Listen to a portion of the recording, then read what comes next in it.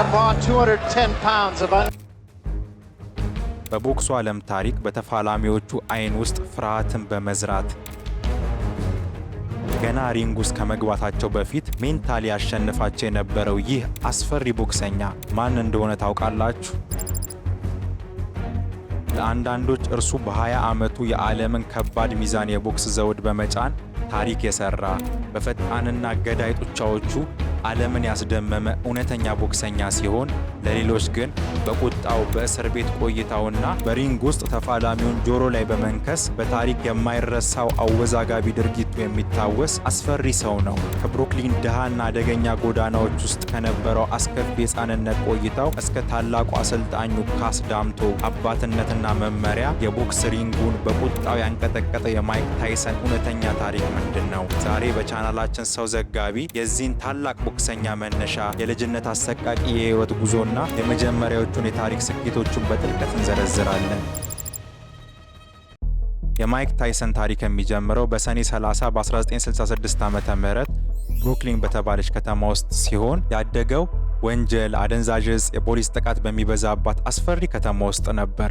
አባቱ ገና በሕፃንነቱ ጥሏቸው የሄደ ሲሆን እናቱ ሎርና ታይሰን ቤተሰቡን ለማስተዳደር ትታገል ነበር። ማይክ በልጅነቱ መናገር የከበደው፣ ድምፁ ቀጭን የነበረና የአይን መነጽር የሚያደርግ በመሆኑ በጎዳና ልጆች ዘንድ በጽኑ ይደበደብና ይፌዝበት ነበር። ነገር ግን በ11 ዓመቱ አቅራቢያው የነበረ አንድ ጎረምሳ የሚወዳትን እርግብ በሱ ፊት አንገቷን ቀጥፎ ሲገልበት በማይክ ውስጥ የነበረው ቁጣ ፈነዳ። ታይሰን ልጁን በግፍ ደበደበው። ከዚያች ቀን ጀምሮ ማይክ በጎዳናዎች ላይ መደባደቡን ተማረ። ገና በ13 ዓመቱ ከ38 ጊዜ በላይ በፖሊስ ተይዞ ወደ ሕፃናት ማረሚያ ቤት ገባ። የታይሰን ሕይወት ሙሉ በሙሉ የተቀየረው በማረሚያ ቤት ውስጥ የነበረ የቀድሞ ቦክሰኛ የቦክስ መሰረቶችን ሲያስተምረው ነበር። ችሎታውን ያየው ይህ ሰው ታይሰንን ወደ ታዋቂ የቦክስ አሰልጣኝ ካስ ዳምቶ ዘንድ ወሰደው። ካስ ዳምቶ ታይሰንን እንዳየው ታላቅ ችሎታ እንዳለው ተረዳ። እናቱም ካረፈች በኋላ በሕግ አዶፕት አድርጎት አባቱም አሰልጣኙም ለመሆን በቃ። የቦክስ ፍልሚያ ብቻ ሳይሆን የህይወት ዲሲፕሊንና የፒከፑ የቦክስ ስልትን አስተማረው። ካስ ዳምቶ ለታይሰን እንዲህ ይለው ነበር፣ ፍርሃት እንደ እሳት ነው። ከተቆጣጠርከው ያሞቅሃል፣ ካልተቆጣጠርከው ግን ያቃጥልሃል። ታይሰን ይህንን ምክር በመያዝ በከፍተኛ ዲሲፕሊን መስራት ጀመረ። እንደ አውሮፓውያን አቆጣጠር በ1988 ዓ.ም በ18 ዓመቱ የመጀመሪያውን የቦክስ ፍልሚያ አደረገ። በመጀመሪያ ዓመቱ ባደረጋቸው 15 ፍልሚያዎች ሁሉንም በኖክአውት አሸነፈ፣ አብዛኞቹን በመጀመሪያ ዙር። ታይሰን ሪንግ ውስጥ ሲገባ የውጊያ ቁምጣ ብቻ ለብሶ ያለ አንዳች ሙዚቃና ፈገግታ ፍጹም አስፈሪ በሆነ ገጽታ ነበር። ህዳር 22 ቀን 1986 ዓ.ም ገና በ20 ዓመቱ ከትሬቨር በርቢክ ጋር ባደረገው ፍልሚያ ተፋላሚውን በሁለተኛ ዙር በመሬት ላይ ጥሎ በታሪክ እጅግ ትንሹ የከባድ ሚዛን የዓለም ሻምፒዮን ለመሆን በቃ። ነገር ግን ከዚህ ታላቅ ስኬት ጀርባ አባቱና መሪው የሆነው ካስ ዳምቶ ከስኬቱ ጥቂት ቀደም ብሎ ማለፉ የታይሰንን ሕይወት ወደማይጠበቅ አቅጣጫ ሊወስደው ተቃርቦ ነበር። ማይክ ታይሰን ገና በ20 ዓመቱ የዓለም ከባድ ሚዛን ሻምፒዮን ዘውድ ሲደፋ ዓለም በእግሩ ስር የተንበረከከች ይመስል ነበር። ዘውዶቹን ማለትም WBC፣ WBA፣ IBF በማጣመር ፍጹም የበላይነቱን አረጋገጠ።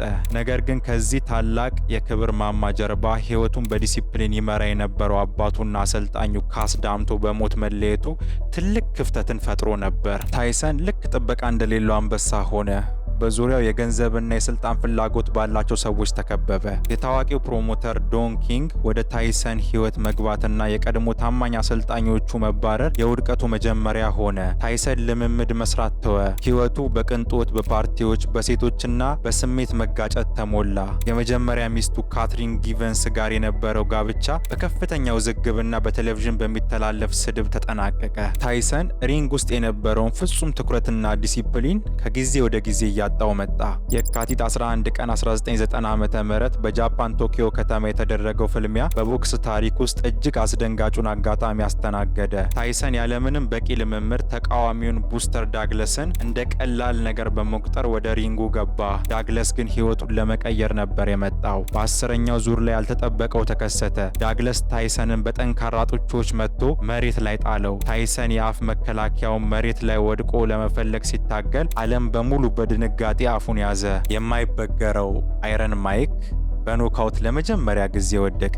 የአይረን ማይክ አፈ ታሪክ በቶኪዮ ምድር ላይ ተሰበረ። ሽንፈቱ የታይሰንን ሕይወት ይበልጥ ወደ መስቀልቅል ከተተው። ከ2 ዓመት በኋላ እንደ አውሮፓውያን አቆጣጠር በ1992 ዲዛየር ዋሽንግተን በተባለች ሞዴል ላይ ባደረሰው የጾታ ጥቃት ወንጀል ተከሶ በፍርድ ቤት ጥፋተኛ ተባለ። አሜሪካንና ዓለምን ያናወጠው ታላቁ ሻምፒዮን የ6 ዓመት የእስራት ፍርድ ተፈርዶበት ወደ ኢንዲያና ማረሚያ ቤት ተወረወረ። ታይሰን እስር ቤት ውስጥ ለ3 ዓመታት ቆየ። በዚያም ጨለማ ውስጥ ሆኖ ቁርአንን በማንበብ እስልምናን ተቀበለ። ስሙንም ወደ ማሊክ አብዱልአዚዝ ቀየረ።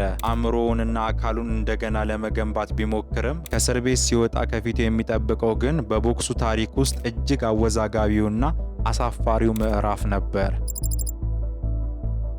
እንደ አውሮፓውያን አቆጣጠር በ1995 ታይሰን ከእስር ቤት ሲወጣ ድጋሚ የዓለም ሻምፒዮን የሚለውን ታይትል ለመቀዳጀት ከፍተኛ ጥማት ነበረው። ወዲያውኑ ወደ ሪንጉ ተመልሶ ጥቂት ፍልሚያዎችን በማሸነፍ የከባድ ሚዛን ሻምፒዮናነቱን አስመለሰ። ነገር ግን እውነተኛው ፈተና ገና ከፊቱ ይጠብቀው ነበር። ሰኔ 28 ቀን 1997 ዓ.ም ታይሰን ከኢቫንደር ሆሊፊልድ ጋር ያደረገው ፍልሚያ በስፖርቱ ታሪክ ውስጥ እጅግ አወዛጋቢውና አስደናቂው ክስተት ሆነ። በፍልሚያው ወቅት ሆሊፊልድ በተደጋጋሚ ሕግ ይጥሳል በሚል የተናደደው ታይሰን በሶስተኛው ዙር ላይ ስሜቱን መቆጣጠር አቃተው። ታይሰን ያለምንም የጥርስ መከላከያ የሆሊፊልድን የቀኝ ጆሮ ነክሶ ገነጠለው። ሪንጉ በደም ተሸፈነ። ፍልሚያው ወዲያውኑ ተቋረጠ። ታይሰን የቦክስ ፈቃዱን ተቀማ። ያም ክስተት በዓለማችን የቦክስ ታሪክ ውስጥ ከተመዘገቡ አሳፋሪ ክስተቶች ውስጥ አንዱ ሆኖ ለመመዝገብ በቃ። ከዚህ አወዛጋቢ ክስተት በኋላ የማይክ ታይሰን ሕይወት ይበልጥ ወደ ከፋ የፋይናንስ ውድቀት ገባ። ከ300 ሚሊዮን ዶላር በላይ የነበረው ሀብቱ ሙሉ በሙሉ አለቀ። እንደ አውሮፓውያን አቆጣጠር በ2003 ዓ.ም ታይሰን ይፋዊ የባንክረፕሲ መግለጫ አወጣ። ውድ ነብሮቹ የቅንጦት መኪኖቹና ቤቶቹ ተሸጡ። በ2005 ዓመተ ምህረት ከኬቪን ማክብራይድ ጋር ባደረገው ፍልሚያ ተሸንፎ ሪንግ ውስጥ ተቀምጦ ከእንግዲህ ለቦክስ ስፖርት ፍቅር የለኝም በማለት በይፋ ጡረታ መውጣቱን አሳወቀ። ነገር ግን የማይክ ታይሰን ታሪክ በዚህ አላበቃም። ታይሰን የነበረበትን አደንዛዥ ዕፅና የቁጣ መንፈስ ለመዋጋት ረጅም መንገድ ተጓዘ። ከኢቫንደር ሆሊፊልድ ጋር በይፋ ታረቀ። የራሱን የካናቢስ ኩባንያ በማቋቋምና በፊልሞች ላይ በመተወን ሕይወቱን ከክስረት አወጣ። ታይሰን ከታላቅ እብሪተኝነት ወደ ትህትናና ሰላም ተሸጋገረ። በቅርብ ዓመታት ውስጥም ወደ ሪንጉ ተመልሶ ታላቅ ብቃት ማሳየቱ በዕድሜው የገፋ ቢሆንም አሁንም ያ የድሮ የአይረን ማይክ ወኔ እንዳለበት ለዓለም አሳይቷል። ማይክ ታይሰን ማን ነው? ተቃዋሚዎቹ በሴኮንዶች ውስጥ ያደቀቀ እጅግ አስፈሪ የቦክስ ንጉሥ ወይንስ በሱሶችና በተለያዩ ጥፋቶች ተዘፍቆ የቀረሰው? ታሪክ ግን ታይሰንን የሚያስታውሰው በውድቀቱ ብቻ ሳይሆን ከወደቀበት የሕይወት አረንቋ ተነስቶ ሰላምን ማግኘት መቻሉም ጭምር ነው። የማይክ ታይሰንን ታሪክ እንዴት አገኛችሁት? እስቲ ሀሳባችሁን ኮመንት ላይ አስፍሩልኝ። የዛሬው ቪዲዮአችን ይሄን ይመስል ነበር። ቪዲዮዎቻችን ከተመቻችሁ ላይክ፣ ሼር፣ ኮመንት፣ ሰብስክራይብ በማድረግ የቻናላችን አባል ሁኑ።